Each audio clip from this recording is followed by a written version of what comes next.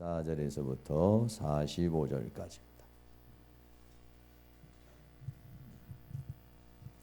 오늘까지만 성경 구절을 PPT에 띄우고요. 다음 주부터는 안 띄우려고 그래요. 요즘에 보니까 교회에서 다 이렇게 PPT를 띄우니까 그러니까 성경책을 아예 안 가지고 다녀가지고 요즘 교회들마다요. 그래가지고 이제는 PPT를 이렇게 안 띄워요. 그래서 성경책을 꼭 가지고 다닐 수 있도록 이렇게 좀 하고 있습니다. 창세기 27장 34절에서부터 45절까지 같이 봉독하도록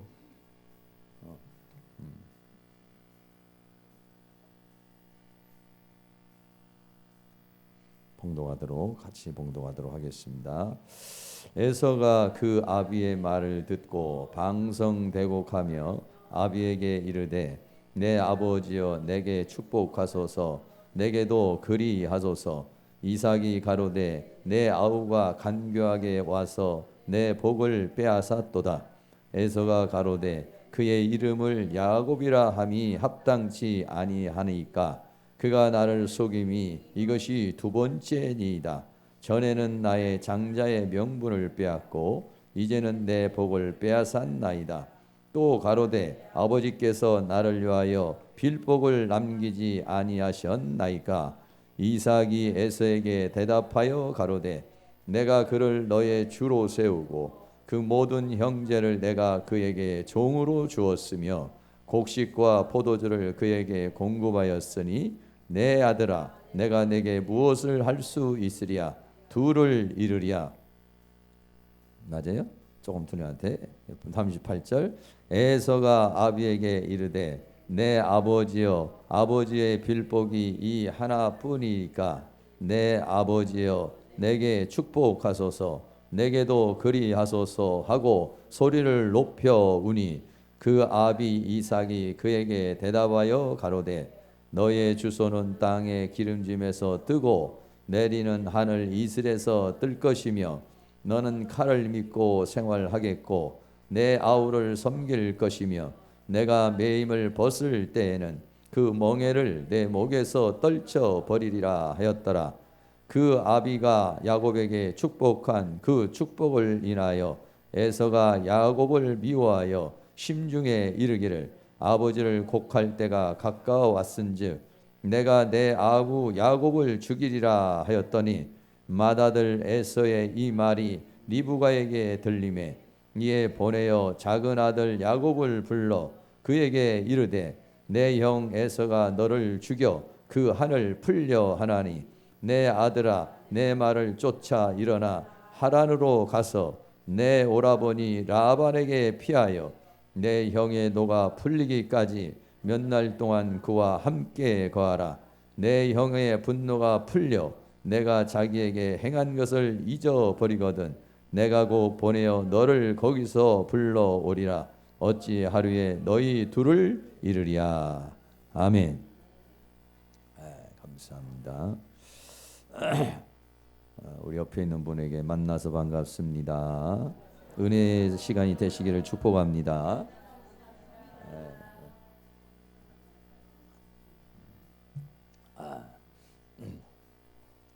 이쪽에는 뭐야 저기 앉으면 누가 내 때릴까봐 안 가는 것 같아.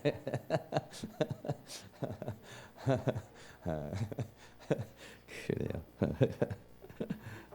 가끔가다 그렇게 가고 싶지 않은 장소가 있죠. 그래요.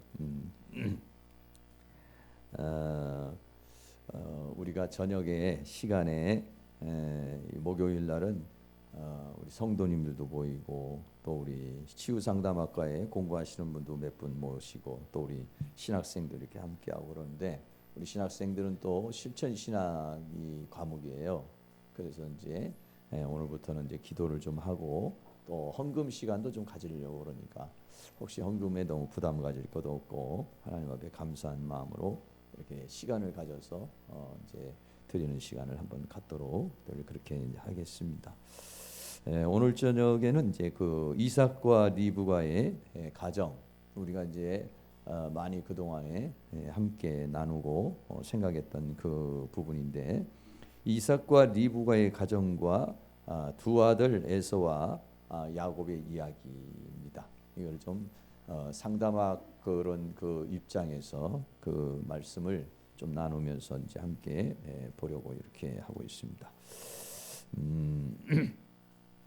이 이삭과 리브가의 가정이 좀 문제가 생겼죠. 그래서 이삭도 외적으로 봤을 때는 이삭이 그렇게 성공적인 믿음의 삶을 산 사람이라고 이렇게 말할 수도 있고, 아버지로부터도 순종을 하고, 또 우물을 팠더니 수많은 우물을 팠고, 농사를 지었더니 100배의 축복을 받고 했어요. 이삭이라는 사람이 외적으로 봤을 때는 굉장히 또 잘 이렇게 축복을 받으면서 살아가는 사람 중에 한 사람이에요. 근데 가정적인 문제로 들어갔을 때는 이 가정에는 문제가 많았어요. 문제가 많고, 이삭의 그 잘못된 또 문제, 또 이런 엄마 되는 리브가의 그런 문제, 이런 그 가정의 문제가 생겨서 어려움을 겪게 되는 그런 부분들 우리가 함께 생각하면서, 사람이 외적인 부분도 좋아야 되지만은 이 내적인 부분에 있어서 이 가정적인 부분이 또 좋아야 되잖아요. 밖에서 성공을 많이 해도 밖에서는 잘 나가는 사람이라도 안에 들어와 가지고 이게 따뜻하지 못하고 또 평화롭지 못하면은 늘 마음속에 허전한 마음과 또 공허한 마음을 이렇게 우리가 좀 갖게 되는 것이잖아요. 이 두 가지를 다 하기는 사실은 쉽지는 않아요. 가정은 가정들대로 정말 좋은 분위기로 잘 만들고, 또 밖에서 외적인 부분에서는 또 외적인 부분에서 이걸 이게 잘 만들어내고, 이 두 가지를 한다는 게 쉽지는 않습니다. 그러나 이제 우리가 이제 그것을 이제 잘 할 수 있는 그 기술이 있어요. 또 방법이 있어요. 근데 이제 그 동안에는 우리들에게는 잘못된 사고 방식이 많이 들어와 있었어요. 다시 말하면 신앙과 삶, 그리고 또 하나님과의 관계와 또 우리 그 가족들과의 관계, 이런 부분에 있어서 좀 왜곡된 잘못된 그런 생각을 가지면서 이제 살게 되다 보니까 문제가 많이 사실은 과거에는 일어났어요. 그래서 제가 신학을 할 때만 해도, 지난번에도 그런 얘기 말씀을 드렸습니다마는 사역을 위해서는, 사명을 위해서는 가정을 좀 등한시해도 된다. 그리고 또 경우에 따라서는 가정을 좀 버려도 된다. 아주 극단적으로 간다면 그렇게 하나님의 일을 위해서는 가정을 좀 등한시해도 되고, 가정이 좀 소홀히 해도 되고, 그 사명을 위해서는 다 버려도 괜찮다. 뭐 이런 개념의 그런 신학을 많이 배웠어요. 그리고 또 그렇게 배운 목사님들이 또 성도님들한테 이제 그렇게 얘기를 또 막 하고, 가정이 중요하냐, 교회가 중요하냐, 하나님이 중요하냐, 사람이 중요하냐, 뭐 너무 이원론적으로 이렇게 분리시켜 가지고 이야기를 하다가 보니까, 교회 와서는 이제 열심히 봉사도 하고 잘하는 권사님인데 집에 가 보면은 엉망진창이 돼버리는 경우가 많고, 막 자녀들이 상처를 받고, 우리 엄마는 맨날 신방만 다니고 우리 엄마는 맨날 가서 철야만 하고 이런다고 문제가 생기는 거예요. 저녁마다 여자분들이 와가지고 막 10시부터 기도하고 철야하고 기도하니까 남편들이 뭐 이거 뭐 마누라가 있는 건지 없는 건지, 이게 뭐 맨날 이렇게 하다 보니까 문제가 생기죠. 그러면 이제 막 그 목사하고 결혼을 하든 살든지, 뭐 나하고 결혼해서 살든지, 너 목사 좋아서 가는 거 아니냐, 이런 얘기까지 나오고, 이제 문제가 이제 그런 심각한 문제가 이제 이렇게 생기게 돼서 부부관계가 이제 깨져버리고 이런 경우가 많이 있습니다. 근데 이게 이제 성경은 뭐냐면은, 성경의 핵심은 뭐냐면 하나님 사랑, 이웃 사랑이에요. 이웃이라는 것은 인간관계란 말이에요. 하나님, 다시 말하면 하나님과의 관계, 인간관계란 말이에요. 근데 하나님 관계도 중요하지만 결국은 인간관계도 더 중요한 것이거든요. 인간관계라고 하나님과의 관계만 좋고 인간관계는 엉망인 사람, 이런 사람 하나님께서 원하지를 않는 것이죠. 이 작은 소자 중에 한 사람에게 한 것이 곧 나에게 대해서 한 것이다. 이렇게 만약에 생각한다면은 우리 집에 있는 가정에 있는 남편이나 아내 또는 자녀들은 얼마나 소중한 존재예요. 이 작은 자 중에, 지극히 작은 자 중에 한 사람에게 한 것도 바로 예수님에게 한 것이라고 이렇게 말했거든요.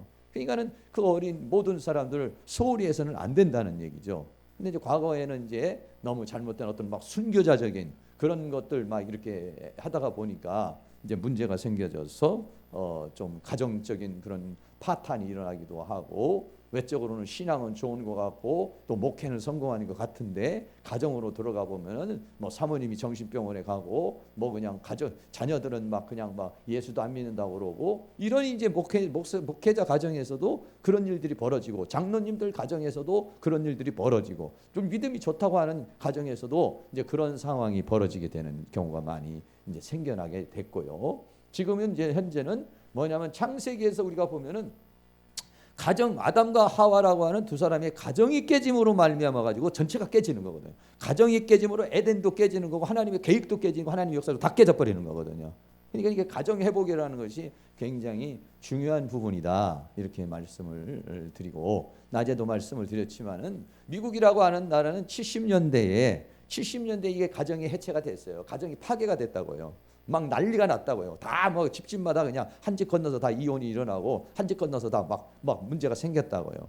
그러니까 그러다가 보니까 막 심리자들이나 학생 여러 상담학자들이 이제 막 왜 이런 일이 벌어졌느냐, 왜 이런 사회에서 이런 문제가 생겼느냐 해가지고 이제 난리가 나가지고 이제 연구도 하고 분석도 하고 이제 이렇게 된 거거든요. 근데 이제 우리나라는 이제 2000년대에 들어와서, 또는 먼저 조금 만나면 1900년도에서부터 그런 이제 막 문제가 생기기 시작하니까 오늘날도 막 여러 가지 이제 막 이 뭐 소용돌이를 치는 것이죠. 지금도 막 소용돌이를 치니까 우리나라 사람들도 도대체 이게 무엇 때문에 그러냐, 미국에 가서 공부도 하고 상담학도 공부하고 이제 그런 선진국에 이미 그런 과정을 거친 나라들에게 가가지고 그걸 우리가 이제 배워오기도 하고 알아오기도 하고, 그러면서 이제 우리나라의 내적 치유니 기름 부으심이니 뭐 가정 치유니 부부 치료니 이런 것들이 이제 우리나라에게도 이제 이게 주어지게 되어 있는 거라고 하는 거 우리는 생각할 수가 있습니다. 그러한 관점에서 오늘 이삭과 리브가의 가정에 대한 이야기를 좀 말씀을 드리려고 그러는데요. 첫 번째로 우리가 살펴볼 것은 뭐냐면은 편견된 사랑을 하고 있다는 거예요. 이삭도 마찬가지고 리브가도 마찬가지로 편견된 사랑을 가지고 있는 거예요. 네. 그래서 창세기 25장 27절에서부터 28절에 보면은 그 아이들이 장성함에 에서는 익숙한 사냥꾼이므로 들사람이 되고 야곱은 종용한 사람이므로 장막에 거하였는데, 이삭은 에서의 사냥한 고기를 좋아하므로 그를 사랑하고 또 리브가는 야곱을 사랑하였더라. 그리고 이렇게 말씀하고 있는 것이죠. 다시 말하면은 이삭은 에서를 사랑하고, 아버지는 장남인 에서를 사랑하고, 엄마는 에서는 싫어하고 또 야곱을 사랑했다. 왜 그러냐? 이삭은 사냥을 잘하는 사람이고 들사람이고, 그래서 우리가 이렇게 살펴본다면 기질적으로 본다면은 이 에서라는 사람은 좀 다혈질적인 그런 기질을 가지고 있는 아주 힘이 좋은 그런 사람이죠. 집에 가만히 있는 스타일이나 막 돌아다니면서 사냥도 하고 들여도 다니면서 막 이렇게 해서 그 사냥한 고기를 가져와서 요리도 해주니까 아버지가 너무 기분이 좋은 거예요. 너무 기분이 해서 에서를 이제 그렇게 사랑하게 된 거예요. 근데 반면에 리브가는 또 틀렸어요. 리브가는 그렇게 막 거칠게 이렇게 돌아다니는 스타일을 별로 그렇게 좋아하지 않았어요. 그래 리브가는 누구를 좋아했냐면 야곱을 좋아했다. 왜? 야곱은 정용한 사람에서 집에서 보통 이렇게 있기를 좋아하는 그런 스타일이에요. 야곱이라는 사람은 좀 담즙질 기질과 담즙 우울질적인 그런 기질을 가지고 있는 사람으로 이렇게 분석이 돼요. 그래서 야곱은 종용한 사람으로 이렇게 표현되는 거예요. 그래서 이게 가정에서 보이지 않게끔 이렇게 이 두 쪽으로 이렇게 갈라져 있는 그런 모습을 우리가 생각할 수가 있게 되는 것이죠. 그러니까는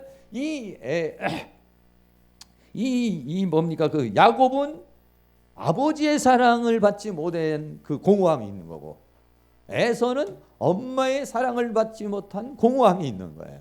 그러니까 엄마에 대한 그리움이 늘 이렇게 있는 거예요. 그래가지고 이 에서라고 하는 사람이 결국은 장가도 이제 야곱보다 훨씬 먼저 가고, 그러고 이제 막 그 여자가 많아요.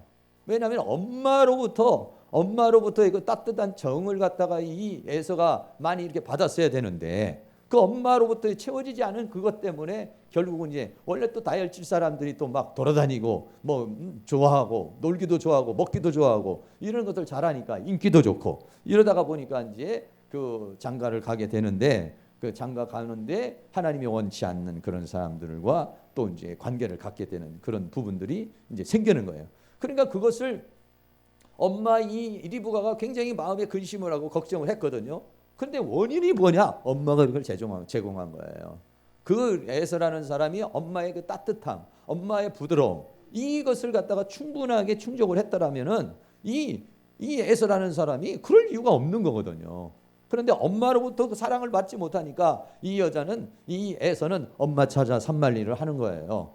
그 누군가에 가서 엄마로부터 받지 못한 이 사랑을 좀 누구에게 좀 채울 수 없을까? 돌아다니다가 보면은 이제 그런 여성들과의 그런 문제가 이제 생기게 된 것을 우리가 생각할 수가 있고, 또 야곱이라고 하는 사람은 아버지로부터 그 사랑을 못 받는 거예요. 그러니까 이 장자권이라고 하는 이 자체에 이 야곱이라는 사람이 더 집착을 하게 되는 거예요. 내가 장남이 되면, 내가 장자권을 가지면 아버지의 사랑을 독차지할 수가 있고 아버지의 사랑을 좀 받을 수가 있고 나도 이렇게 아버지 앞에 칭찬도 듣는 어떤 뭐 그런 사람이 될 수 있을 텐데 하는 그런 야곱은 아버지 사랑이 채워지지 않으니까 그 아버지 사랑을 찾고 싶어가지고 그 장자권에 너무 집착을 하게 되고, 에서는 엄마의 사랑을 받지 못함으로 인해 가지고 그것을 다른 해쪽 속이나 이런 데서 여성들과의 관계를 가져서 거기에서 무언가를 찾으려고 했다. 이게 뭐냐? 편견된 사랑이라는 얘기예요. 인간이라는 존재는 아버지도 필요하고 엄마도 필요한 거예요. 거기다가 또 하나는 뭐냐? 하나님이 필요한 거예요. 근데 뭔가 이게 하나가 안 들어와 있으면은 그거를 찾아서 뭐 돌아다니다가 어떻게 하다 보면 술을 먹었더니 그게 채워져서 술만 먹는 거예요. 오락을 하는데 채워졌다고 오락만 하는 거예요. 어디 가서 운동을 하는데 그게 채워져 그거 하는 거예요. 잘못하면 거기에 이제 중독이 되는 것이고 거기에 이제 집착을 하게 되는 것이고, 이제 잘못하면 이제 씻을 수 없는 그런 어떤 습관이 들어가 가지고 죄악의 뿌리가 깊이 들어와 가지고 그 인생을 망치게 만드는 그런 상황으로 가게 되는 상황. 이거 우리가 생각할 수가 있는데, 희한한 게 뭐냐면은 이삭이라고 하는 사람이 아버지 이삭이 그렇게 편견된 사랑을 했는데 야곱이라고 하는 사람도 역시 마찬가지로 아주 편견된 그런 사랑을 하는 거예요. 창세기 29장 20절에서 이렇게 쭉 보면은 야곱이라는 사람이 애삼촌 집에 가가지고 아내를 설정을 하는데 그 딸들이 이렇게 둘이 있는데 그 중에서 라헬과 레아가 있는데 그 중에 라헬이라고 하는 사람을 사랑하게 되는 거예요. 예? 얼마나 사랑하느냐면은 7년을 수일같이 얘기했더라 그랬어요.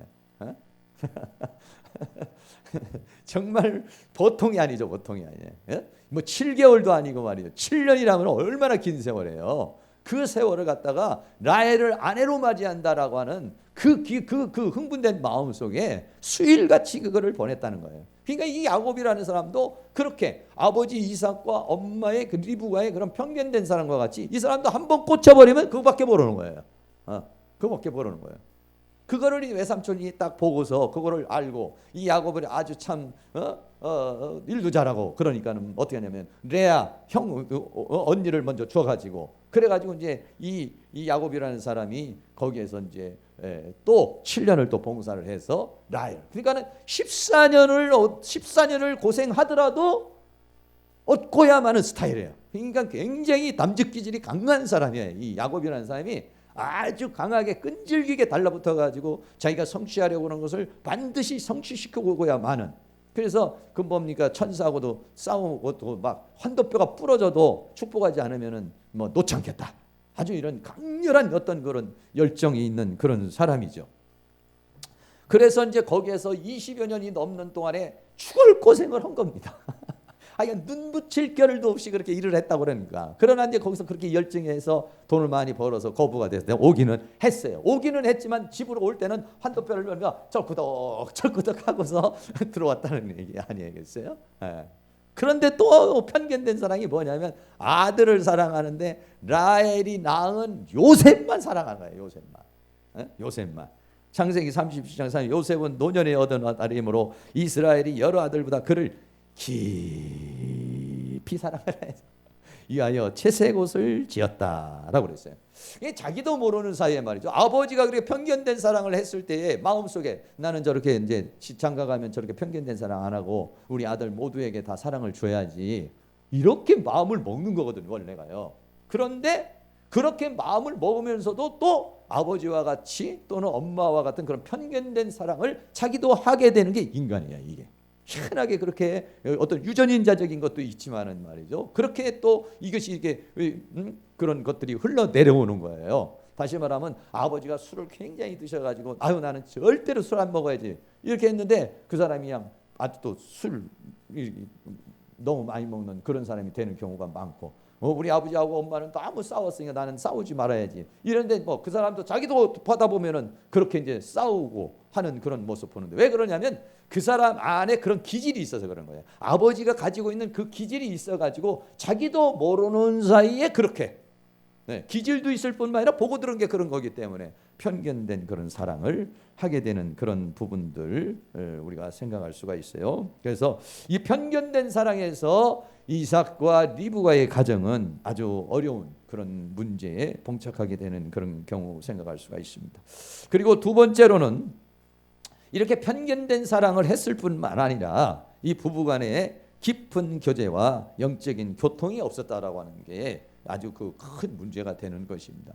부부가 둘이 살게 되면은 서로가 대화도 나누고 교제도 나누고 끈끈한 정도 생기고 또 그 가정에 일어나는 모든 것들을 함께 공유하면서 이런 모든 것들을 이렇게 함께 할 수 있어야 되는데 두 사람이 같이 살기는 사는데 생각이 다른 거예요. 지금 두 사람이. 왜냐하면은 이 리브가는 야곱에 대해서 생각이 있는 사람이고 이삭은 이 에서에 대해서 생각이 있는 사람이에요. 그래서 서로 생각이 다르고 서로 꿈이 달라요. 이게 부부가 같이 살면서 이게 꿈이 같아야 된다는 게 굉장히 중요한 부분인데 서로 이게 방향이 달라요. 영적인 그 의미도 다르고 가치도 다르고 추구하는 것도 달랐다는 건데 첫째는 이제 우리가 이삭에 대한 이야기를 함께 나누면서 보게 되는데요. 이삭이라고 하는 사람 아까도 말씀드렸잖아요. 외적으로는 크게 문제가 없는 사람이에요. 그러나 가정적인 문제로 들어왔을 때는 아주 문제가 있다 이거예요. 첫째는 뭐냐면 이삭은 가장의 역할을 제대로 하지 못했다 이렇게 말할 수 있는데 왜 어떤 역할을 못했냐면요 야곱에 대한 하나님의 계시를 알지 못했다는 거예요. 무슨 얘기냐면은 리브가가 아이를 잉태를 했는데 쌍태란 말이에요. 그래 둘이 막 안에서부터 싸우는 거예요. 그래 하나님 앞에 기도를 했어요. 하나님 이거 어떻게 된 겁니까? 이렇게 기도를 하니까 하나님께서 이 리브가에게 계시를 주셨어요. 큰 자가 작은 자를 섬길 것이다 이렇게 말했어요. 나오기는 에서가 먼저 나오는데 그런데 뭐냐면은 이 큰 자가 작은 자를 섬길 거예요. 다시 말하면 나오기는 먼저 나왔지만은 영적인 장자가 누가 되느냐? 야곱이 될 것이라는 거예요. 이거를 리브가라는 사람이 계시를 받은 거예요. 그런데 이삭이라고 하는 사람은 그 계시에 대해서 전혀 모르는 거예요. 무지한 거예요. 그러니까는 이 리브가는 그런 계시가 임했기 때문에 계시도 임했고 야곱이라는 스타일을 또 좋아하고 엄마하고 좀 기질이 좀 비슷해요. 이 야곱하고 리브가가 기질이 좀 비슷한 거예요. 리브가라고 하는 사람도 약간 담즙질의 기질을 가지고 있는 사람이에요. 왜 그러냐면은 이 사람도 자기가 어떤 이루고자 하는 목표를 위해서는 수단과 방법을 안 가려요. 남편이고 뭐고 다 속이고 자기가 해서 끝까지 일을 성취해버리는 스타일. 이게 이제 담즙질의 기질의 특성이란 말이에요. 이게 야곱하고 맞아요 이게. 야곱도 장자권을 얻기 위해서는 파추 광고를 해서 거짓말을 해서라도 하잖아요. 엄마도 비슷하다고 이게 지금 둘이. 그래서 이제 짝짝꿍이 잘 맞는 거예요 이게. 그래서 이 리브가는 그런 데다가 야곱에 대한 하나님의 계시가 주어져 있잖아요. 계시가 주어져 있으니까 그 야곱에 대해서 굉장히 깊은 그런 일반적인 그런 어떤 관심도 있지만 영적인 그런 관심을 가지고 있는 거단 말이에요. 그런데 이것을 이삭은 모르고 있었다는 거예요. 이게 이제 문제인 거예요. 그리고 두 번째는 이 이삭이 이 창세기 27장 1절에 이삭이 나이가 많아서 눈이 어두워 잘 보지 못하더라 이렇게 말했어요. 물론 이렇게 나이가 들다 보면 눈이 어두울 수도 있지만 여기서 성경이 말하고 있는 눈이 어둡다는 것은 그냥 눈만 어두워진 것이 아니야. 이거는 영성이 약화되었다는 것을 가르쳐서 말해주고 있는 것이에요. 육적인 눈만 약해진 것이 아니라 영적인 눈도 약해졌다라고 하는 거예요. 왜냐하면 이 이삭이 분별력을 상실해 버리는 거예요. 눈이 어두워져 가지고. 그런 부분들을 우리는 좀 생각할 수가 있게 되어지게 되는 것이죠. 그래서 아들을 분별을 못하는 거예요. 축복을 하는데 야곱이 들어와 가지고 에서와 같이 변장을 했어요. 아니 아무리 변장을 했다고 그래도 그래 큰 아들인지 작은 아들인지 그거를 모르겠어요. 벌써 채취도 있고 모든 게 다 있는데 이미 뭐냐면은 이 이삭이라고 하는 사람이 눈이 멀었다라고 하는 이 자체가 이미 볼 수 있는 그런 어떤 알력, 영적인 눈이 이미 감겨져 있는 것이고 이 감각이 이미 떨어져 있다라고 하는 것을 우리에게 말해주고 있어요. 다시 말하면 분별력을 상실해 버렸다는 거예요. 분별력을. 네. 그리고는 나중에 이제 또 하나는 뭐냐면은 결국은 이제 이 야곱이 아버지를 속여가지고 그 장자가 받을 수 있는 축복을 다 받아버렸잖아요. 그래 에서는 들어와서 이제 방성대고 가고 통곡을 했잖아요. 그러면 이때가 중요한 겁니다. 이게 뭐가 중요하냐면 이 아버지는 뭐냐면은 분명히 시시비비를 딱 가르쳐 가지고 야곱은 야단을 쳐야 되고 에서는 위로를 해줘서 이 가정의 질서와 이 모든 사건들을 마무리를 져줘야 되는 것이 뭐냐면 아버지의 권위예요 이게. 근데 아버지가 이거를 정리를 안 해줘 버리면은 정리를 안 해주면 야곱은 야곱대로 고통을 당하는 거예요. 고통을 당하는 거예요. 여기서 돌이키게 하고 회개하고 하나님이 원하시는 방법, 하나님이 하시고 그러는 방법으로 가야 되는데 이걸 인간적인 수단과 방법으로 왔으니까 여기서 이삭이 그걸 해야 되는데 이삭이 그렇게 할 수 있는 영적인 파워가 없다 이런 얘기예요. 분별력이 없다, 강단이 없다 이런 얘기예요. 이게 이제 이 가정이 이제 무너지게 되는 문제 중에 하나가 되는 것입니다. 그래서 우리 아버지들이 어떠한 부분에 있어서는 강력히 이런 부분에 있어서 질서를 잡아주고 흑백은 논리를 이런 잘못을 따져서 정확하게 질서를 해줘야 되는데 야곱은 데려다 가지고 호되게 야단쳐서 회개하게 하고 돌이키게 하고 하나님 앞에 철저하게 회개하게 만들어줘야 되고 에서는 어떻게 합니까? 에서는 축복을 못 받고 그렇게 동생한테 당했잖아요. 그러면 에서는 충분하게 그 마음의 상처와 아픔, 동생에 대한 미움과 분노를 아버지가 되냐 풀어줘야 되는 거예요. 풀어줘야 되는 거예요. 이런 것들을 잘못하게 돼가지고 오늘날도 뭐 가정에서 보면은 막 형제지간에 싸움이 일어나고 형제지간에 뭐 너는 본다 안 본다 뭐 너 죽기 전에 내가 안 간다 간다 뭐 이런 문제가 이게 생기는 이유 중에 뭐냐면 이 부모님들이 그런 부분들을 제대로 이게 해줘야 되는데 제대로 해주지 않는 경우에는 형제간에 상처가 생기고 앙금이 생기고 그래가지고 이제는 그 불화가 일어나는 그런 상황 우리가 생각할 수 있어요. 성경에 보면은 다윗과 압살롬에 대한 이야기가 나옵니다. 이 다윗과 압살롬에 대한 얘기가 뭐냐면 다윗의 첫 번째 큰 아들이 누구냐면 암논이란 말이에요. 암논인데 암논에게 사단이 침투를 해가지고 자기의 여동생 다말을 좋아하게 됐어요. 그래서 다말을 데려다가 강간을 해버리고 말았어요. 큰 잘못을 했어요. 그러면은 이때 아버지가 어떻게 되냐? 이거 확실하게 잡아줘야 되는 거거든요. 암논 데려다가 너 이럴 수가 있어. 아주 호되게 해주고 이미 벌어진 일이면은 부인으로 줘가지고 아이가 살게 만들든지 어떤 조치를 취해줘야 된단 말이에요. 근데 이 다윗이라는 놈이 그걸 못했어요. 왜 못했느냐? 다윗도 어땠습니까? 과거에 그런 성적인 음란의 죄를 지어가지고 자기 자신이 어때요? 자기 자신이 흠이 있는 거예요. 자기 자신도 밧세바라고 하는 여인을 데려다가 그 여인을 데려다가 자기가 아내로 삼은 그런 어떤 그런 부분에 있어서는 약점이잖아요. 이 다윗이. 물론 우리는 인간이 살아가다 보면 약점이 있을 수 있어요. 자기는 약점이. 그러나 내가 가진 약점은 약점이고 자녀에게 주어질 수 있는 그런 강력한 어떤 것들은 할 수 있어야 된다는 말이에요. 할렐루야. 그렇게 할 수 있기를 축복합니다. 근데 사람은 말이죠. 아유 내가 나도 제대로 못 사는 놈이 뭐 자식들을 데려다가 뭐 혼을 내줄까 이렇게 생각하면 그렇지 않습니다. 아버지라고 하는 이 권위 속에서 이걸 해야 된단 말이에요. 분명하게 확실하게 얘기를 해줘야 된단 말이에요. 네, 얘기를 해줘야 되는데 이 다윗이 그것을 못한 거예요. 못하게 되니까 어떻게 되냐? 암논은 암논대로 어떻습니까? 이거 교만해지는 거죠. 또 어떻습니까? 이 다말이라는 그 딸은 어떻게 됐어요? 평생을 처량한 인생을 사는 거예요. 그리고 그것을 바라보는 압살롬 오빠.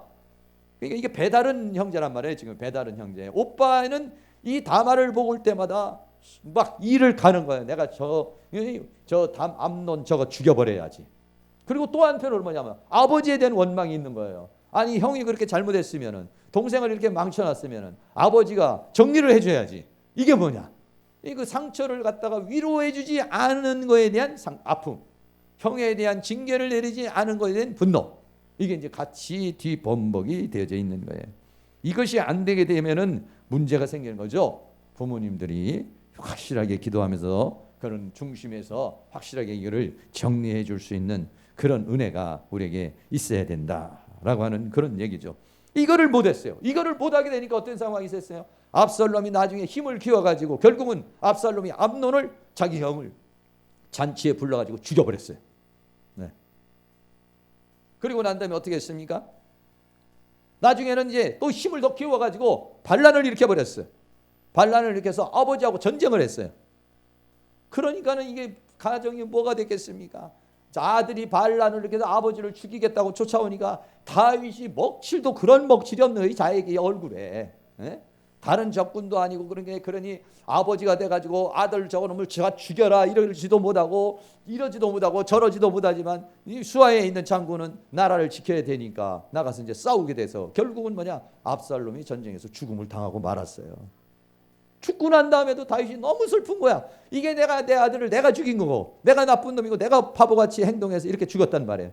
그 전쟁에서 이겨서 막 모압 장군과 그 장군들이 이겨서 막 전쟁에서 막 승리를 하고 오는데 왕은 울고 있으니까 전부 다 전쟁에 돌아온 사람들이 다 슬퍼하는 거예요. 그러니까는 그 장군이 나가서 그래, 왕이여 정말 이렇게 하면 우리 왕 다 떠나가겠습니다. 뭐 이렇게 이제 엄포를 놓죠. 그러니까 이 다윗이라는 사람이 왕으로서 권위도 다 떨어져 버려. 신하가 너 까불면 죽인다는 거예요. 왕 너 갈아치워 버린다는 거예요. 그 대세가 그렇게 돼 버리니까 당장 내일부터 당신이 수심을 거치고 그리고서 제대로 이걸 평정을 안 하면 우리는 당신 다 떠나버리겠다. 이런 얘기란 말이에요. 왕으로서의 권위도 떨어져, 아버지로서의 권위도 떨어져, 다 떨어져 버리는 그런 상황이 이렇게 된 게 이게 다윗이었단 말이에요. 같은 얘기입니다. 오늘 여기에서도 이삭이 그렇게 못하게 되니까 문제가 생겼어요. 그리고 이제는 다섯 번째로는 아내 리브가가 야곱을 이제 외산촌집으로 보내자고 이렇게 얘기를 해요. 이제 외산촌집으로 보내자 이렇게 얘기를 하는데 그때까지만 해도 이삭이 지금 뭡니까? 자기 아들 그 에서가 이제 아버지 죽기만 하면은 그러면은 이제 동생 야곱을 죽여버리겠다라고 하는 걸 모르고 있는 거야. 이 아버지가. 지금 벌써 그런 상황에서 영적인 분위기와 모든 파악을 아버지가 하고 있지를 못하는 거예요. 이삭이라는 사람이. 참 이런 거 봤을 때 참 안타까운 것 중에 하나가 되는 것이죠. 우리 나이가 점점 드시게 되면은 자꾸 총명이 이제 사라지고 또 몸도 약해지고 자꾸 그러잖아요. 그럴 때일수록 여러분들이 더 힘을 내실 수 있기를 축복합니다. 그래 우리 한만덕 강사님인데 70세가 넘으셔가지고 이제 기도실을 하기도 사실은 힘들어도 내가 80세까지는 하셔야 합니다. 그렇게 얘기를 했어요. 근데 그게 한편으로 볼 때는 힘든 얘기지만은 어떻습니까? 그게 말이죠. 이 인간이라는 존재는 영적 관리를 이걸 안 하면은요 이렇게 돼버리는 거예요. 이삭과 같이 그렇게 총명한 이삭과 순종의 믿음의 사람이 이삭인데 어느 순간에 눈이 보이질 않고 그렇고 영적인 분별력을 잃어버리고 아버지의 권위를 다 잃어버리고 이 가정을 이끌어 나갈 수 있는 힘을 잃어버렸습니다. 며칠 전에 우리 한국교회에 가장 나이 많으신 목사님 중에 한 분이 104세인데 영등포교회 방지일 목사님이라고 계셨어요. 며칠 전에 이제 돌아가셨는데 그분이 104세인데도 저희들이 뭐 이제 서울에서 무슨 조찬 기도를 한다든지 뭐 하면은요, 이렇게 나오셔요. 나오셔서 꼬박 나오셔서 열심히 일을 하시고 이제 이렇게 하시는 모습 보는데 그 이제 돌아가셔서 이제 뭐 그 각 교단장 무슨 그 장례 예배를 어제 며칠 전에 이제 이렇게 치렀어요. 그런 거 볼 때 참 대단하다 이런 생각을 해요. 100세가 넘으시고 그러는데도 불구하고 다니시면서 설교도 하시고 영성 관리하시고 다른 사람이 다 우러러보며 청빈과 겸손의 삶을 이렇게 살아가는 거예요. 그것을 볼 때 젊은 목회자들이 볼 때 귀감이 되는 것이고 그렇잖아요. 나이가 드셔가지고 예수가 누구요?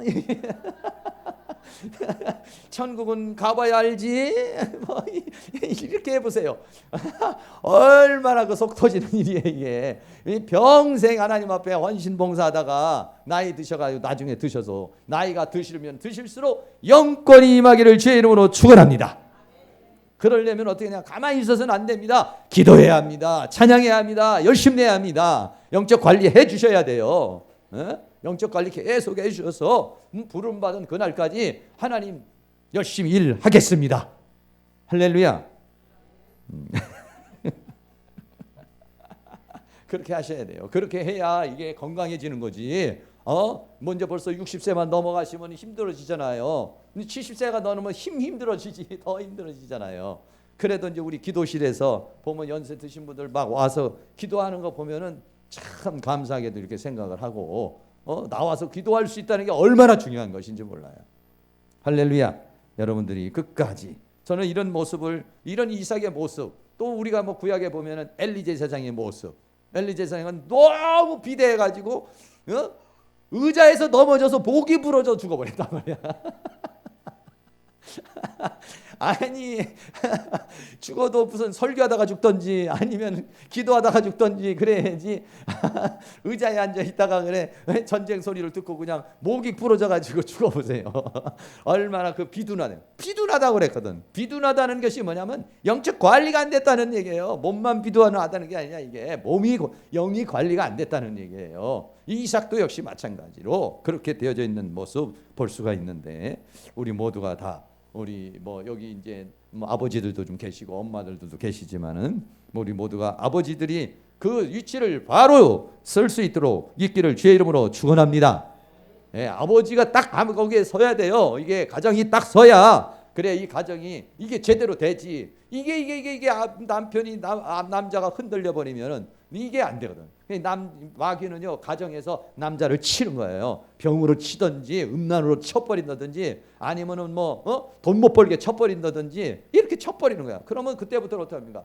여자가 그 일을 대신해야 되니까 이제 이 가정이 질서가 다 파괴되는 거예요. 파괴되기 시작하면서 거기에는 상처받는 사람, 아버지로부터 받아야 될 사랑을 못 받아서 힘들어지는 사람, 뭐 이런 것들이 이제 우리의 가정에서 막 속출하기 시작하는 것이죠. 그런 것 없이 여러분들이 다 파워 있는 아버지들이 되기를 주의 이름으로 축원합니다. 두 번째는 리브가에 대한 그런 문제입니다. 리브가가 나오는데 리브가라고 하는 사람의 그 어리석음에 대한 이야기를 좀 하려고 해요. 좋은 부분도 있지만 리브가는 야곱에게 주어진 하나님의 계시를 남편에게 말하지 않았다, 이런 얘기예요. 창세기 25장 23절. 나만 계속 읽으니까 여러분도 같이 한번 읽어주세요. 창세기 25장 23절입니다. 시작.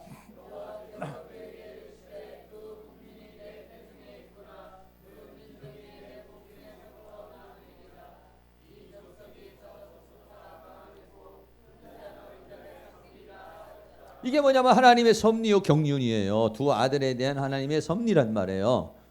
이걸 리브가는 어땠습니까? 하나님 앞에 기도해서 응답을 받은 거예요, 이미요. 네 아이가 어떻게 될 것이라고 하는 걸 이걸 리브가라고 하는 사람이 받았어요. 그러면은 이 부분에 있어서 남편과 영적인 교류를 해야 된단 말이에요. 왜? 장자권이 바뀌어지는 일이잖아요. 큰 자가 작은 자를 섬기게 되니까 이게 적은 일이 아니잖아요. 그러니까 어떻게 하냐면 이게 남편이 알아야 된다는 얘기예요. 남편도 알아야 되고 이삭도 알아야 되고 야곱도 알아야 되는 문제예요. 그래서 이 문제를 가지고 전부 작전 기도를 해야 되는 거예요. 하나님 이게 어찌된 일입니까? 하면 하나님께서 야곱에게도 말씀해 주시고 에서에게도 말씀해 주시고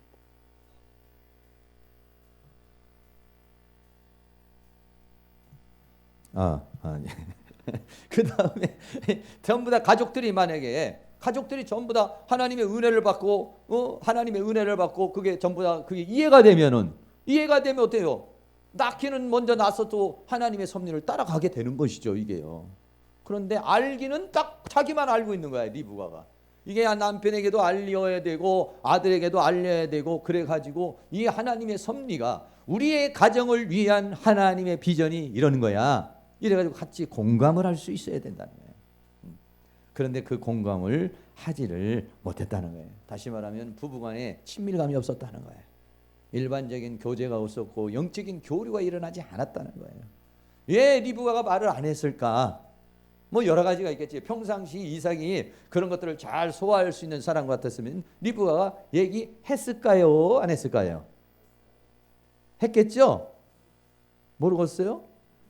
안희진 청년은 모르겠죠? 모르지, 시집을 안 갔으니까. 네, 그래, 사람이 그렇잖아요. 우리가 한마디 이렇게 딱 던져봤을 때 저 사람이 받아들이면 더 깊은 얘기를 하죠.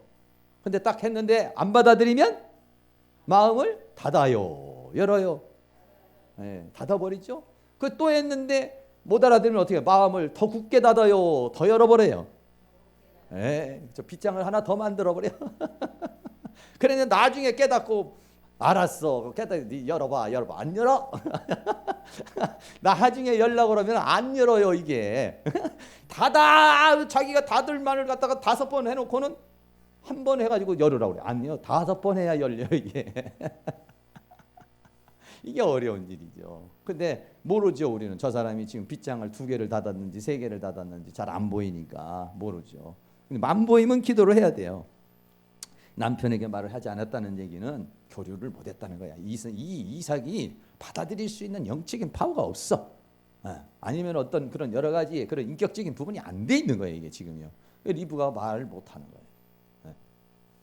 여러분은 사랑하는 아내가 나에게 말하고 싶은 게 있는데도 말을 못하게 입을 막아버리는 사람이 되지 않기를 주의 이름으로 축원합니다. 뭐 한 사람도 뭐 그때 응답하는 분이 없으시네. 무슨 얘기인지 잘 모르나 봐. 무슨 얘기인지 잘 모르시는가 본데. 저도요. 이렇게 우리 집사람하고 이렇게 있어도 하여간 내가 그렇게 해야 되나. 말 좀 해봐. 그런데도 말을 안 해요.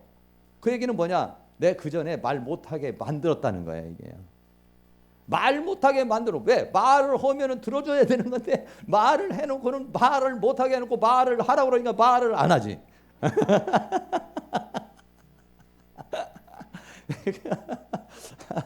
그게 참 어려운 부분이에요. 이게 참 그게 쉽지 않죠. 사람의 마음의 문이라고 하는 게 참 어려운 부분이잖아요. 네. 그래서 모든 사람이 나에게 말을 해줄 수 있는 사람, 말을 해줄 수 있는 사람이 되려면은 그 사람이 말을 할 때 공감해주고 그 사람이 말을 해줄 때 그걸 받아줄 수 있는 사람이 되면은 무슨 일이든지 얘기를 잘 하죠. 그런데 그것이 안 된 사람은 이 뭡니까 부부지간에도 말 안 하고 자녀지간에도 말 안 하는 거예요. 왜? 말해봤자 우리 아버지는 안 들어, 우리 엄마는 소용이 없어. 그러면 어떻게 돼요? 스팸 걸어놔 버린다고.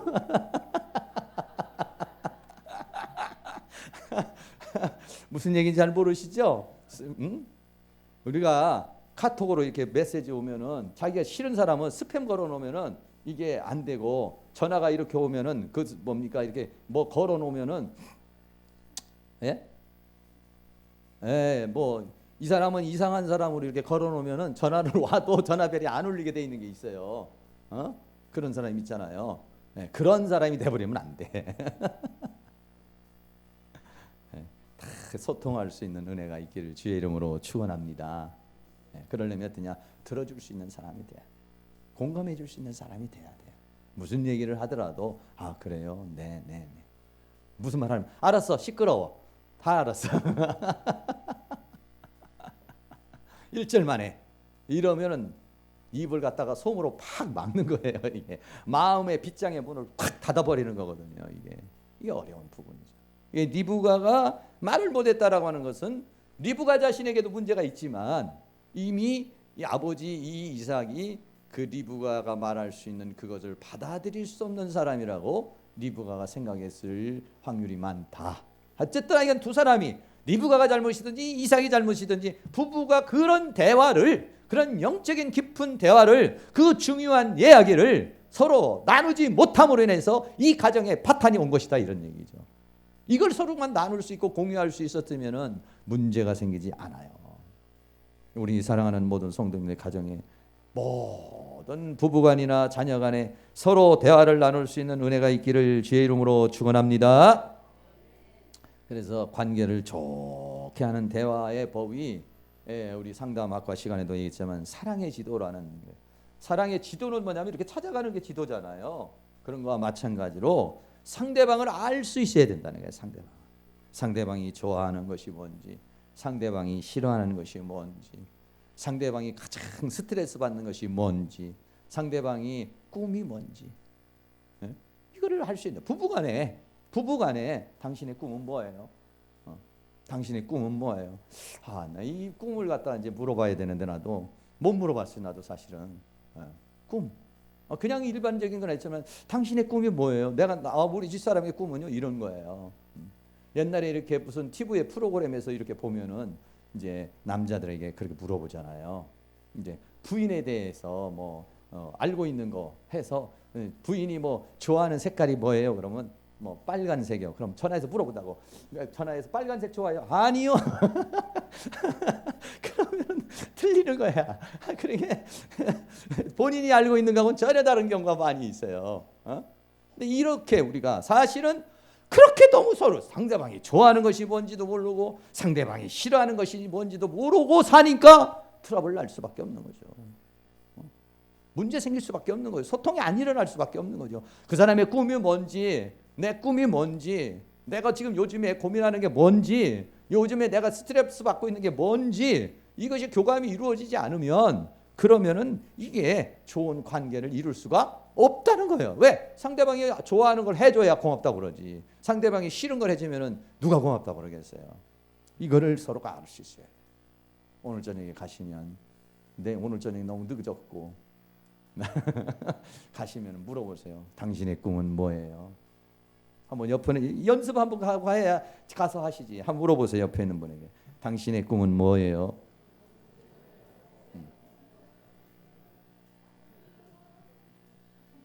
말해 주세요. 꿈이 뭐라고? 아니 한마디 가면서 얘기 좀 해주세요. 옆에. 예? 아이 찔러야 뒤로 돌아보죠. 아 참나 이렇게 가만히 있으면 찔러야 뒤돌아보지. 꿈이 뭐냐고 물어보세요. 꿈이 뭐예요? 꿈도 물어보세요. 좀 물어보세요. 안 물어봐 왜? 아 연습해보라니까. 진짜로 물어보라니까. 저기 물어보세요. 거기도요. 오 목사님 저기 물어. 예? 물어보세요. 물어봐. 꿈이 뭔지.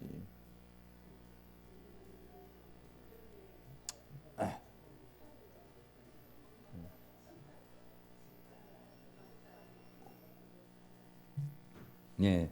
부부간에 서로가 이 사랑의 지도를 하면서 꿈이 뭔지, 정말 좋아하는 게 뭔지. 조금 뭐 이렇게 30대나 이런 사람 같으면은 당신이 제일 좋아하는 친구가 이름이 뭔지, 예? 내가 가장 싫어하는 친구가 누군지, 뭐 이런 것도. 아이들도 너는 과목 중에 어떤 게 제일 싫으냐 이런 거 물어보는 거예요. 넌 과목 중에 어떤 게 제일 좋으냐? 네, 그러면 대체적으로 애들이 뭐 이제 싫은 건 뭐 영어나 이런 거 싫어한다고 그러죠. 또 어떤 애들은 뭐 좋아하는 건 뭐냐? 네, 뭐 나는 과학이요. 외우는 건 잘해요. 이런 애들이 있고 다 다르단 말이에요. 그럼 얘는 지금 뭐가 지금 잘 안 되는 거구나. 이걸 서로가 알아줘야 된다고요. 그러면서 그 부분을 응원을 해주고 그 부분을 할 수 있도록 이렇게 해주고 이런 거 이렇게 됐을 때는 엄마가 나를 관심을 가져주는구나. 남편이 저 사람이 나를 이걸 좋아하는 거구나. 자기가 계란 후라이 좋아하면 계속 계란 후라이만 주는 거야. 나는 계란 후라이 안 좋아해. 그러면 자기가 좋아하는 것만 계속 주면은 안 돼요. 상대방이 원하는 거. 상대방이 뭔 음식을 좋아하시는가. 당신이 제일 좋아하는 음식이 뭐예요? 이거 물어봐야지. 한번 물어보세요. 또 한 번 더. 한 번 더 물으세요. 당신이 제일 좋아하는 음식이 뭐예요?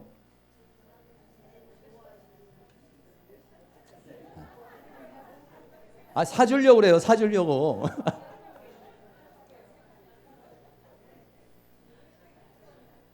아니 김봉수 집사님 거기 언제 있지만 여기 루디아 목사님에게 물어봐요. 그 찔러야 물어본다. 뒤로 돌아본다니까 우리 사람은. 찔러야지 뒤돌아본다니까 저렇게. 참나. 예. 상대방이 뭐 좋아하는지 알았죠? 할 수 있으면 좀 한 그릇씩 사주세요.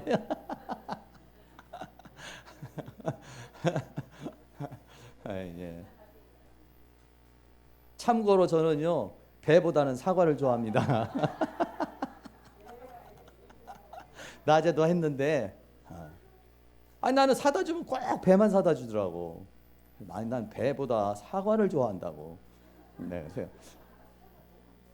광고를 한번 하고 그랬더니 사모님이 하지 말라고 그래서 못했어 이때.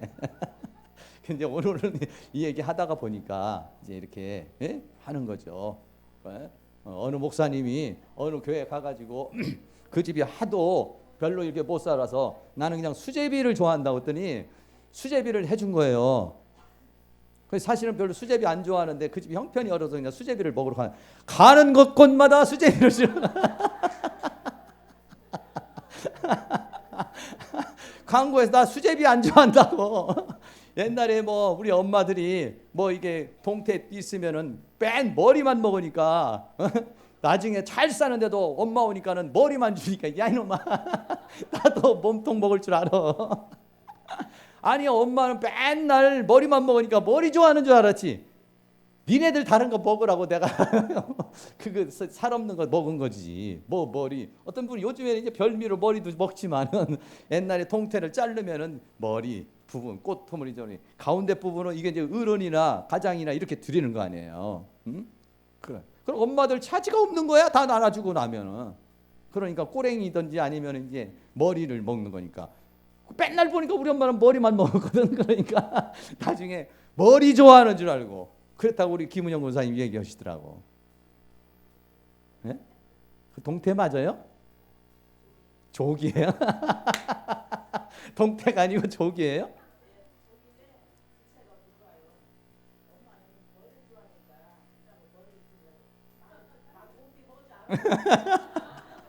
아 동태가 아니라 조기였어요? 조기. 아, 네.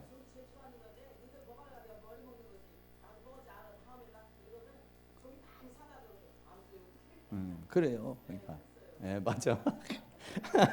동태는 머리에 먹을 거라 드시지. 조기는 동태는 크니까 머리가 먹을 거지만 조기는 진짜 먹을 게 없죠. 엄마들이 옛날에 자식 사랑하고 남편 사랑해서 그거만 먹은 건데 그렇게 우리 엄마는 나중에 커서 저기 조기 머리만 다 잘라다가 또 줄 수 있단 말이에요. 오해야. 네. 예, 가르쳐 주셔야 합니다. 네, 가르쳐 주셔서 서로 이제 그러니까 서로 모르는 거예요. 이렇게 너무 모르는 거예요.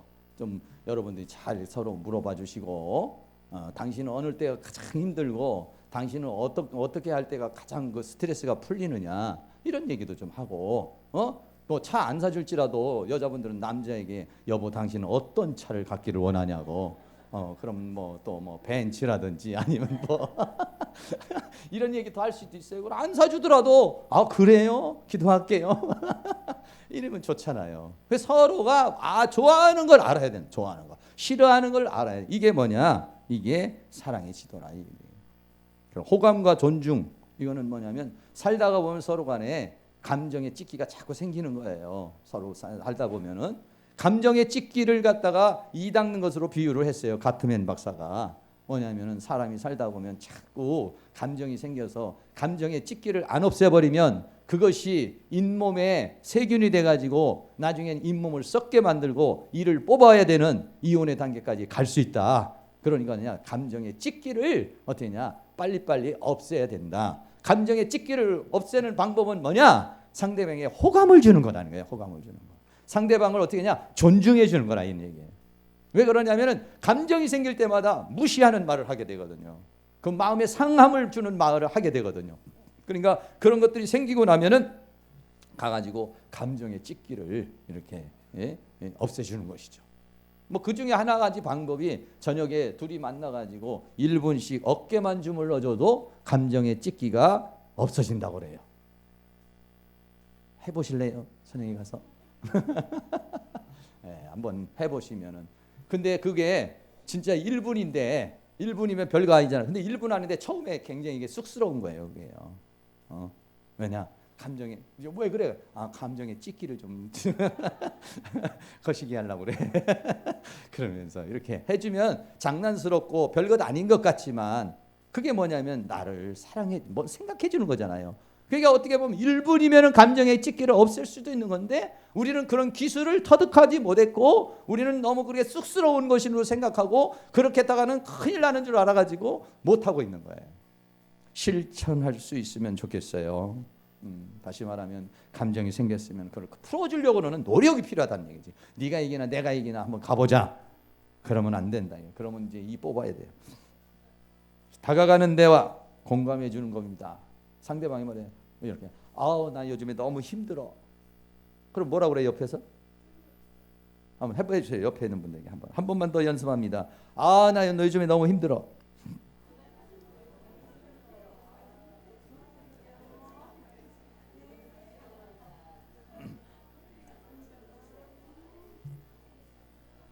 아, 해 오빠야 안 해? 네? 아니 저렇게 두드려도 주고 좀 뭐 이렇게 만져도 좀 주고 좀 그렇게 돈 있으면 좀 돈도 좀 주고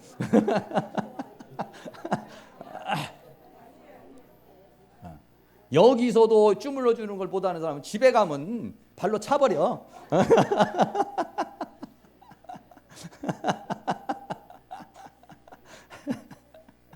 예, 예, 예. 공감해 주는 거 아주 중요한 것 중에 이제 호감해 주고 감정의 찢기를 없애 주고 아우 힘들어 그러면은 야 힘들긴 뭐가 힘들어 나는 너보다 더 힘들어. 이렇게 하는 대화는 뭐야? 왼수 맺는 대화라고 그래요. 왼수 맺는 대화. 왼수 맺는. 아이 집에서 빈둥빈둥 돌면서 뭐가 힘들다고 그러냐? 이러면 이제 왼수를 맺는 겁니다. 그러나 아우 힘들어. 그럼 어떻게 해요? 아우 내가 봐도 당신 굉장히 힘드는 것 같이 보여. 이렇게 해줘야지. 정신 똑바로 차려야지. 이게 지금 어려워요. 쉽지 않아요. 왜 그러냐면 우리 다 살면서 스트레스 받으면서 살잖아요. 내 마음도 안 편하고 내 마음도 힘들잖아요. 근데 저쪽에서 힘들다고 그러면은 너만 힘드냐? 나도 힘들어. 일로 와 어깨 좀 주물러봐. 이런 거 싶은 마음이 있어요. 근데 그때 빨리 정신을 바짝 차리고 힘들다고 그러면은 그거 뭐냐? 공감해달라는 얘기거든요. 그러면 아우 그래요. 내가 봐도 참 힘들어 보이네 당신 요즘에. 이렇게 해주면 어때요? 상대방이 나를 알아주는 거잖아요. 알아주면 기분이 좋아요, 나빠요? 좋아요. 안 알아주면 내가 지금 아우 힘들어 그런데 어디로 가버렸어. 대꾸도 안 해버리고 어디로 그냥 가버려. 그러면 좋아요, 안 좋아요? 저런 인간을 믿고 내가 사는구나. 이렇게 이제 마음이 된다는 얘기예요. 이게 저도 이렇게 하지만 저도 잘 못해요, 사실은요. 전 잘하는 게 아닙니다. 저도 잘 못하고 저도 이제 문제가 많은 사람이에요. 그러나 이제 우리가 이렇게 관계를 좋게 하는 대화를 알고 나면 이게 이삭과 리브가가 너무 어색한 부부잖아요. 그런데 이렇게 만약에 그때 당시에 이 리브가가 이 말을 듣고 이 이삭이 그랬더라면은 이런 사단이 가정에서 안 나죠. 근데 문제가 생겨버리고 말았습니다. 그래서 이 리브가라고 하는 사람은 남편에게 설득을 시키고 이해를 시켜서 이 부분을 넘어가는 것이 아니라 남편을 속여버렸어요. 남편에게 이해를 걷고 모든 사람이 같이 이것을 같이 상의해서 이것을 풀어나가는 문제가 아니라 남편을 속이고 야곱이 축복을 받겠다 이런 얘기예요. 여러분 이렇게 되었을 때 이게 과연 아무리 사람이 뜻이 좋아도 아무리 뜻이 좋고 아무리 원하는 게 좋아도 남편을 속이고 자식을 속이는 사람으로 만들고 해가지고 받은 축복이 그게 정말 온전한 축복이 될 수가 있겠어요? 하나님이 주신 계시가 있어요. 그래서 그걸 이루는 거예요. 그러나 그 이루는 데 있어서 그것은 하나님의 은혜 가운데 이루어져야지 인간의 수단과 방법으로 이루려면 거기에는 반드시 부작용이 따르는 것입니다. 할렐루야. 속이고 그렇게 하면 안 돼요. 여러분들이 좀 피곤하고 힘들더라도 충분히 기도하고 이해시키고 설득시키고 납득시켜서 여러분 모든 가족이 함께 동의하는 그런 가정으로 만들 수 있기를 주의 이름으로 축복합니다. 세 번째는 엄마로서의 에서의 분노를 품어주지 못했다는 거예요. 여러분 생각해 보세요. 창세기 27장 38절 다 같이 한번 읽겠습니다. 시작.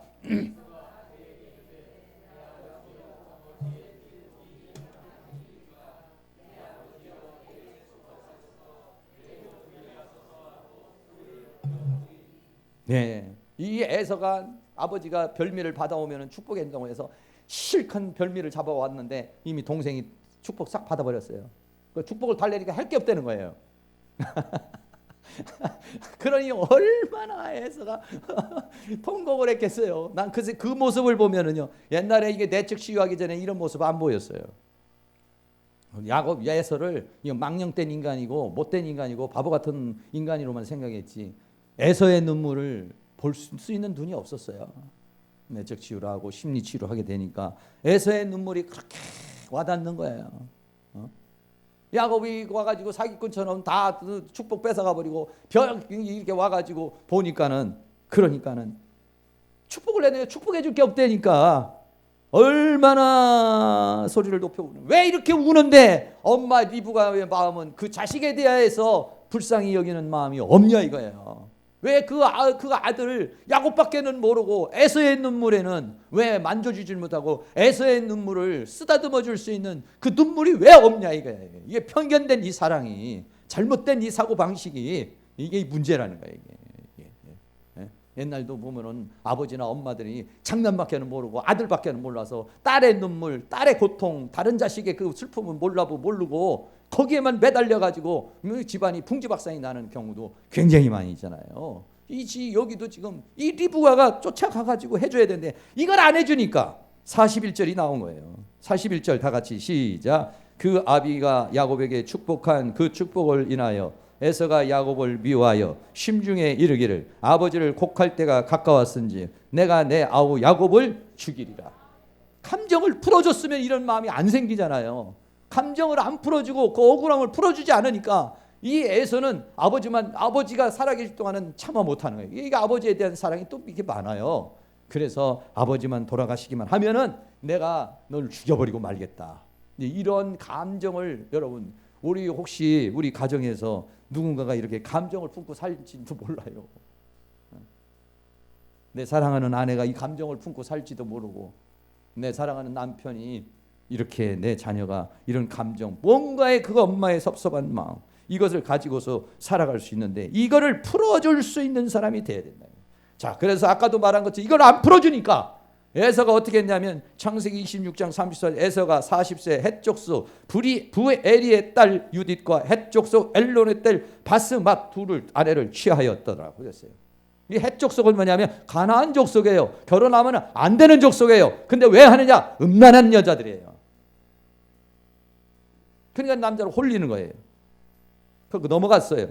창세기 26장 35절에 그들이 이삭과 리브가의 마음을 근심히 이 여자들을 며느리로 데려왔는데 이 며느리들이 완전히 이스라엘 이쪽하고는 달라요. 이 사람들은요. 이 해족속들은 전부 다. 그러니까는 아버지하고 엄마의 마음에 근심이 됐다 이거예요. 왜 근심이 됐어요? 리브가가 에서의 마음을 안 품어주니까 그 마음을 어딘가가는 달래버리고 나가서 해쪽 속의 여인과 이렇게 관계를 맺게 된 거예요. 결국은 뭐예요? 내 모습이에요. 리브가가 그 모습을 보고 내 모습입니다. 내가 심은 겁니다. 내 아들에게 저런 상처를 주고 내 아들을 저렇게 못되게 나가게 한 것이 내가 잘못입니다. 이렇게 해야 되는데 리브가 그냥 근심했다라고 그걸로 마치고 있는 것이죠. 이걸 모르는 거예요. 그러니까 마지막으로 야곱을 에선촌 집으로 보냈다는 거예요. 문제가 생길 것 같으니까 아들을 외삼촌 쪽으로 보내버렸어요. 야곱을 보냈어요. 이거 보내면 안 되고 어떻게 되냐? 거기에서 화해를 시켜줘야 되는 거예요. 야곱이 이때만 해도 야곱도 형에게 잘못했다고 말하고 리브가도 그 남편에게 잘못했다고 말하고 회개하고 또 거기에서 이해를 곱고 지금이라도 늦지 않았어요. 여기에서 모른 화해의 무드를 가져와야 된다는 얘기예요. 그런데 이 리브가는 잘못 생각한 거예요. 창세기 27장 44절에 내 형의 노가 풀리기까지 몇 날 동안 그와 함께 거하라. 여러분 생각해요. 이게 지금 몇 날 동안에 풀릴 수 있는 노라고 리브가가 착각을 하고 있다는 거예요. 동생을 죽여버리고자 하는 이 마음이 몇 날에 해결될 수 있는 거냐고요. 그러니까는 상처를 준 사람은요 몰라요. 이거를요 몇 날이면 풀어지고 아니 며칠 그렇게 했으면 됐지 뭘 아직도 떠들고 있냐고 이렇게 얘기해요. 근데 상처를 받은 사람은 안 풀어지는 거예요. 이게 몇 날이 됐습니까? 20년 동안 헤어졌다가 야곱이 돌아오니까 그때까지도 이제 너 돌아오는 거 너 죽이겠다고 450명의 자기의 식소를 끌고 나가서 죽이려고 그러잖아요. 그게 풀리냐고요. 인간의 감정은 말이죠 없어 벚꽃들 없는 것 같지만 내면 속 깊이 그 분노가 끓고 있는 거예요. 이거를 리브가가 모르는 거야. 얼마나 아들 이 에서가 그 그 비통함 속에, 분노 속에, 슬픔 속에 엄마의 사랑을 받지 못하고 동생에게는 이렇게 속임을 당해서 장자로서 참 이렇게 어떤 행세도 하지도 못하고 이 부분에 이를 갈고 그 분노를 하는 것이 그만큼 상처가 크다는 것을 리브가는 몇 날에 풀어질 것으로 생각했다고요. 이게 문제예요. 우리는 그래요. 내가 이 사람에게 상처를 100이나 200이나 줘놓고는 자기는 한마디 두마디에 풀어질 것이라고 생각. 아니 내가 잘못했다고 했잖아. 이제 남자들 보통 그러죠. 이제 남자들 이제 과거에 전적에 많이 이제 잘못을 지르면 이제 여자들이 이제 그거 하나 가지고 계속 물고 늘어지잖아요. 심심하면 이제 그거 또 꺼내서 또 써먹고. 그러면 그때마다 이제 남자들 아유 미안해. 너무 한 번 이제 뭐 인내심 많은 남자들이 10번은 하겠죠. 이제 아우 미안해. 이제 또 넘어가면 아 좀 그거 좀 꺼내지 좀 말아라. 그래도 생각나는 걸 어떻게 또 얘기를 하고 아 남자들 이제 지긋지긋하죠. 계속해서 언제까지 울고 먹어? 너 죽을 때까지 울고 먹을 거야? 어렵죠. 무슨 얘기냐? 진정으로 그 마음을 못 풀어줬다는 거예요. 미안하다고도 했어요. 사과도 했어요. 그러나 정말 안 풀어줬다는 얘기죠.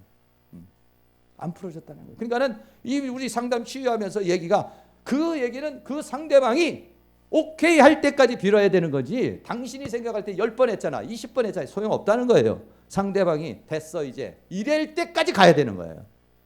그러니까는 우린 그렇게 가야 되는 거예요. 에서가 오케이 할 때까지 그 분이 풀어질 때까지 해야 되는 거예요. 이게 뭐예요. 근데 우리는 그렇게 생각 안 하거든요. 내가 그래 잘못했다고 했잖아. 아직도 그러고 있으면 어떡해. 이렇게 우리는 이제 승질나니까 그렇게 하잖아요. 아니에요. 상대방이 한번 감정이 상하고 아프면은요. 그게 풀어지는 게 그렇게 쉽지 않은 거예요. 내가 생각할 때는 별것 아닌 것 같지만 그 사람 마음속에는 엄청난 그 고통을 가지고 있는 거예요. 이게 에서와 같은 그런 고통을 가지고 있는 거예요. 우리는 잘못 착각하고 리브가와 같이 잘못 착각하고 사는 경우가 많이 있습니다. 결론적으로 말씀드립니다. 이삭과 리브가의 이 가정에서 서로가 무엇을 원하는지에 대해서 알지 못하고 있었다는 교류가 없었어요. 대화가 원만하게 이루어지지 않았어요. 영적인 교통도 서로 이루어지지 않았어요. 서로 진심을 나누는 사이가 아니라 속고 속이는 사이가 돼버리고 말았어요. 앙금이 있었어요. 그리고 가장 중요한 것 중에 하나가 뭐냐면 이 가정을 통한 하나님의 비전을 공유하지 못했다는 거예요. 이 가정을 통한 하나님의 비전이 있었어요. 야곱을 통한 하나님의 역사가 있었던 거예요.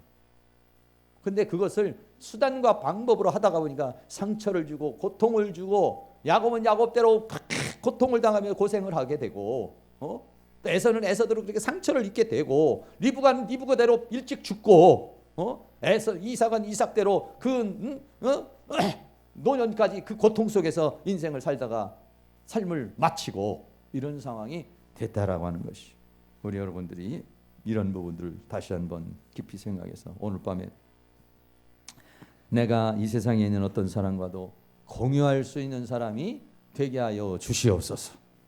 할렐루야. 특별히 우리 가정에 있는 가족들과 영적인 교류도 일어나고 일반적인 교류도 일어날 수 있도록 기왕이면 우리 집에 있는 같이 사는 사람이 영적인 대화도 이루어지고 일반적인 대화도 이루어질 수 있도록 은혜를 내려 주시옵소서. 목사님 나는 포기했습니다. 그런 말 하지 마세요. 이렇게 말하시고 싶지만은 아니에요. 기술이 부족해서 그래요. 그 사람이 문제가 아니에요. 기술이 문제예요. 기술이. 내가 그 사람과 인간관계를 맺을 수 있는 기술을 터득하지 못했어요. 내 방식대로 하니까 안 되는 거예요. 내 방식대로 하니까 상대방이 뭘 좋아하는지 뭘 싫어하는지도 모르는 사람이 어떻게 한 덩어리가 될 수가 있겠어요? 안 돼요. 이게 공감을 안 해주는데 어떻게 그게 이루어질 수가 있겠어요? 이런 분들은 다시 한번 생각해서 여러분들이 이 인간관계 기술 서로 하나 되는 그 기술을 잘 터득을 해가지고 우리 여러분들 가정에 하나님의 은혜가 충만하고 서로가 한 덩어리가 되어줄 수 있는 그런 은혜가 일어날 수 있기를 주의 이름으로 축원합니다. 할렐루야. 우리 찬송가 우리 아까 했던 찬송가 403장 한 번 더 드리도록 하겠습니다. 예수님께서 그렇게 1만 달란트 빚진 자에게 그렇게 말했죠. 내가 너를 불쌍히 여긴 것 같이 네 동관을 불쌍히 여길 수가 없더냐. 할렐루야. 우리가 예수님으로부터 받은 사랑을 생각해 보면요, 이 세상에 수용 못할 사람이 아무도 없습니다. 아무도 없어요. 아유, 우리 남편은요, 십자가에 못 박혀 달린 옆에 있는 그 광고도보다 더한 사람이에요. 더한 그 사람도 구원 받았잖아요. 예수님 용서해 주셨잖아. 하나님, 상대방이 문제가 아니라 내가 문제입니다. 하나님 나에게 기술을 터득하게 해주시고 은혜를 내려 주시옵소서. 예수님의 마음을 가지면 다 수용할 수 있는 줄로 믿습니다.